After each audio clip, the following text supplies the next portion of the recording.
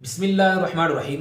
محترم ناظرین کرام، بعض لوگوں کا یہ عقیدہ ہوتا ہے کہ جو آدمی خودکشی کر لیتا ہے، حرام کی موت مر جاتا ہے، تو مرنے کے بعد اس کی آتما اور اس کی روح بھٹکتی رہتی ہے، بلکہ پورے محلے والوں کو پریشان کرتی ہے۔ تو ان کا یہ عقیدہ بالکل سراسر غلطی پہ مبنی ہے، ان کا یہ عقیدہ درست نہیں ہے۔ دوسری بات یہ ہے کہ آدمی دو طرح کے ہوتے ہیں، مرنے والا انسان دو طرح کے ہوتے ہیں، ایک ہوتا ہے نیک اور ایک ہوتا ہے بد۔ جو نیک انسان ہوتا ہے تو اللہ تعالیٰ اس پر جنت واجب کر دیتا ہے، تو اسے جنت میں جانا یقینی ہے، تو جنت میں اسے باغات میں رہیں گا، عائش و آرام میں رہیں گا، جنت کے ہر چیز سے لطف اندوز ہوگا۔ تو وہ جنت کے وہ عائش و آرام اور عائش و عشرت چھوڑ کر دنیا میں کیوں آئیں گا؟ ہماری عقل بھی اسے تسلیم نہیں کرتی ہے۔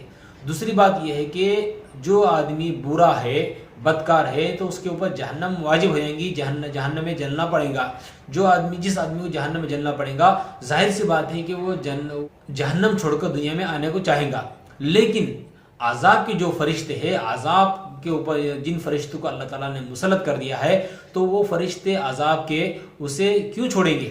اسے ظاہر سی بات ہے اللہ کا حکم مانیں گے اور اللہ اسے عذاب دیں گے۔ تو دونوں باتیں ہماری عقل میں نہیں آتی ہے، نہ ہی نیک انسان کی نہ ہی برے انسان کی۔ جو معذب ہے تو عذاب کے فرشتے اسے نہیں چھوڑیں گے، اور جو منعم علیہ ہے تو وہ جنت کی عیش و آرام چھوڑ کر دنیا میں نہیں آئے گا۔ لہٰذا جو یہ عقیدہ رکھتا ہے کہ اس کی آتما بھٹکتی ہے، یہ بات بالکل بے بنیاد ہے، اس سے اعتراض کرے۔